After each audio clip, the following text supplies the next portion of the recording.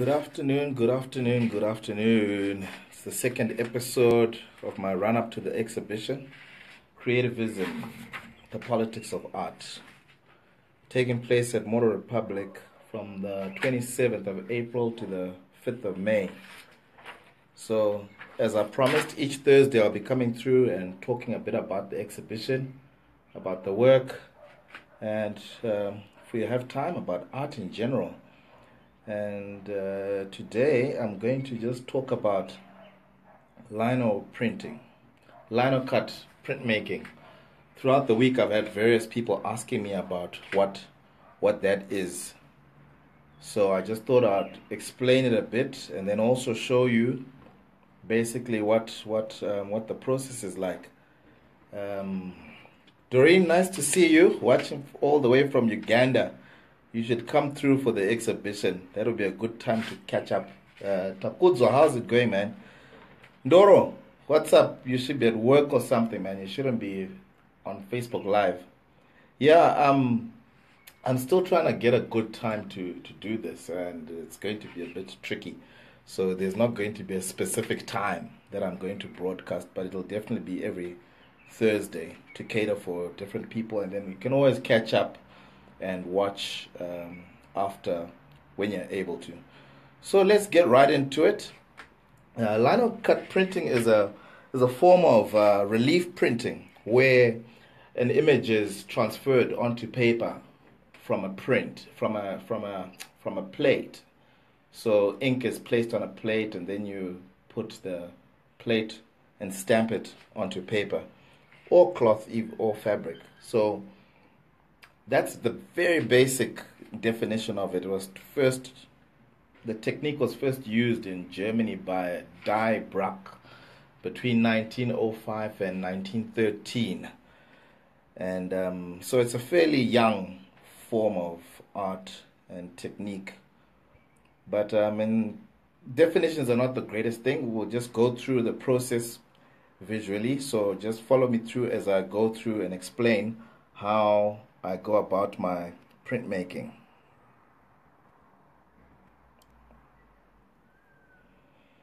Yeah, so still trying to get the hang of Facebook Live.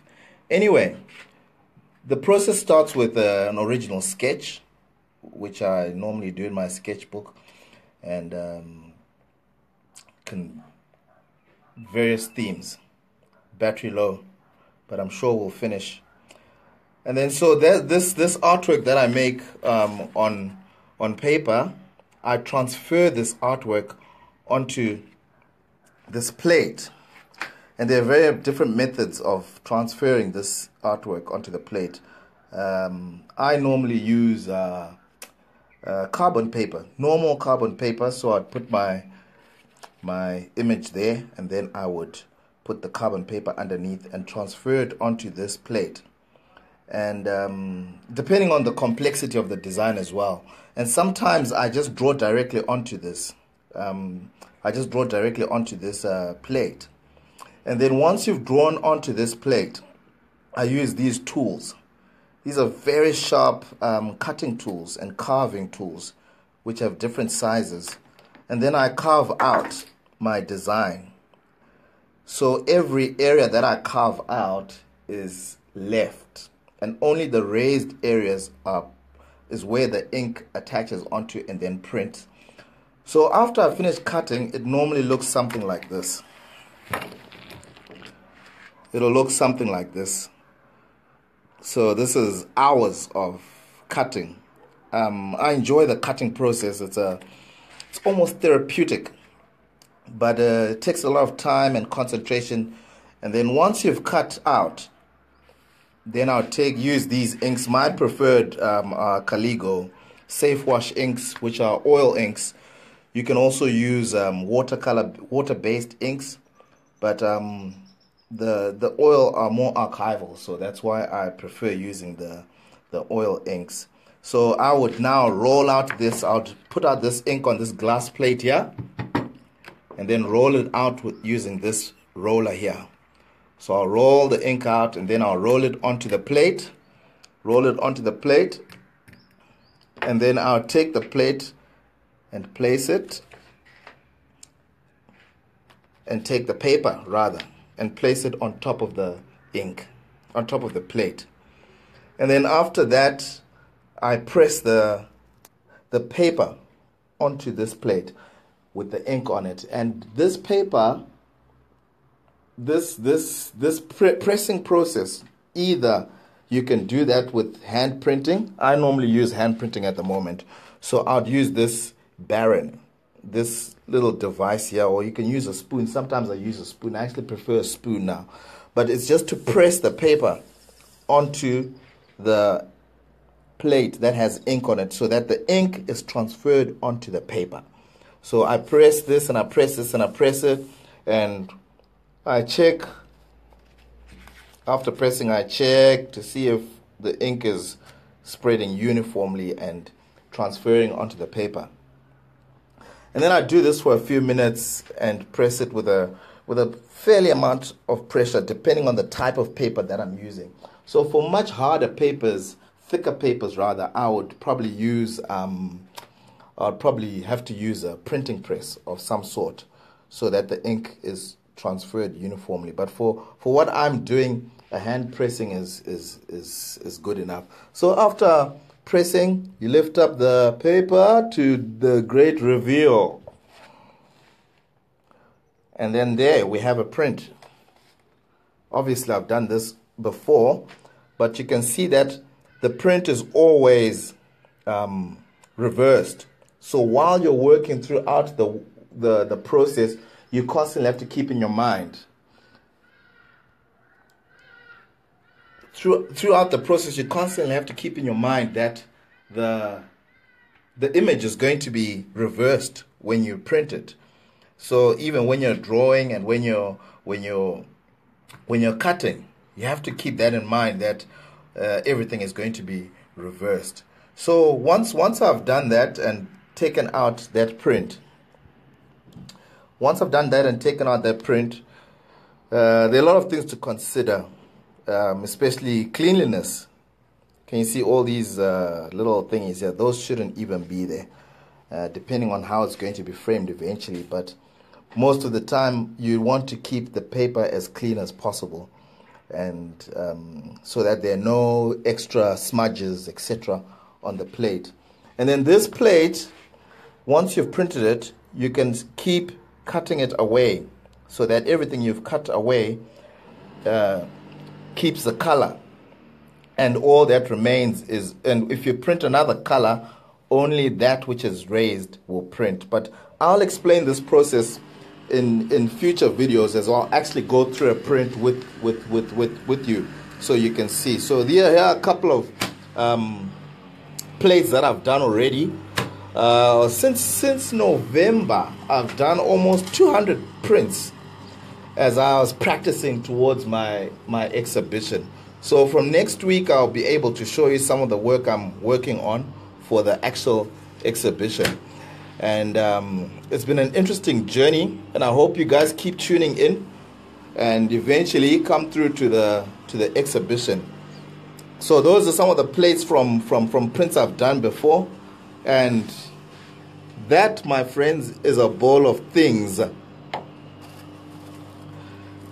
You can't come to my house and not bring a packet of things if you're coming from Zimbabwe. So things are also part of this process, as they keep me motivated and keep me going. So yeah, if you're coming to my house, make sure you bring some things with you. Here are a couple of prints that I've already done, which I was working on while I was working on practicing the technique.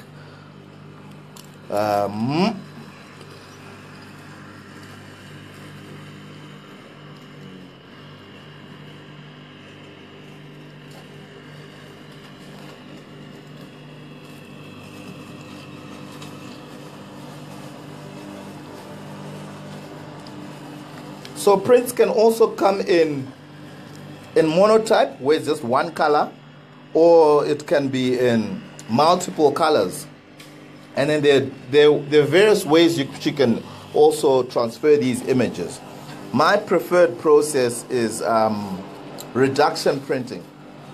So for me to achieve these colors, I cut this plate, and at each time I cut it, I cannot go back to that original color. So the first color, let's say the first color was yellow, I would print all the areas that are going to be yellow, and then I would cut this plate. So everywhere I cut, it's going to leave the yellow, and it's going to print the next color, which is red. So after I printed the red, I cut out on the block again, and then which probably leaves just the black.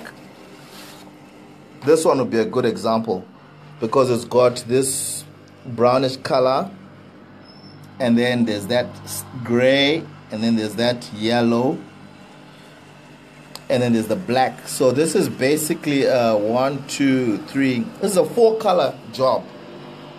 So initially it just started with the yellow, and then I'd cut into this plate, print out the gray, cut into the plate, print out the brown, cut into the plate, and then print out the black at the end. And then we have a 4-color print.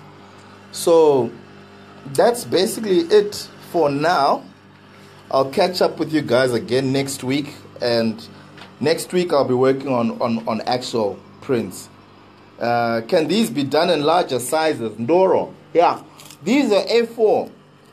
So yeah, I can do large sizes up to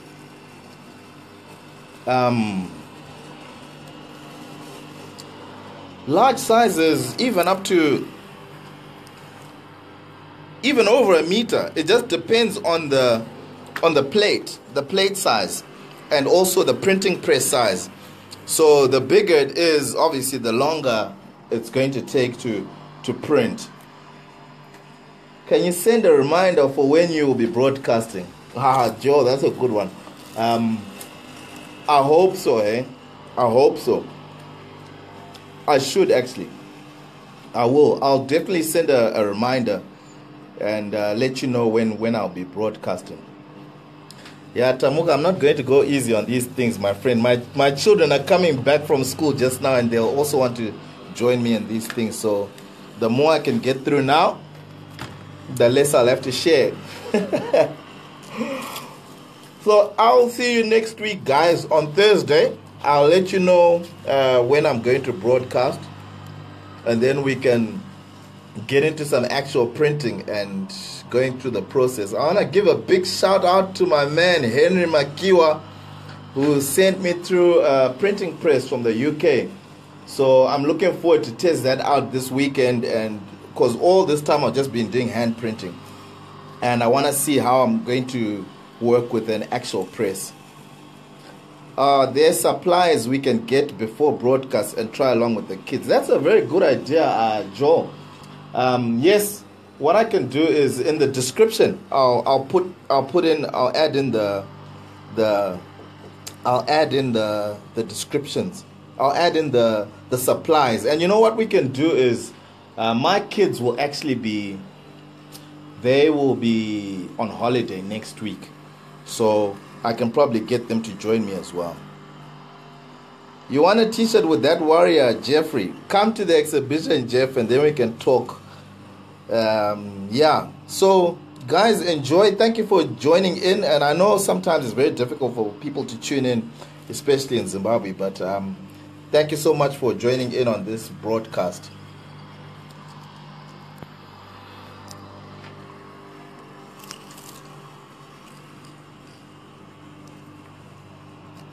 Haven't left anything out, and that flag right there has absolutely nothing to do with this exhibition, so don't get excited.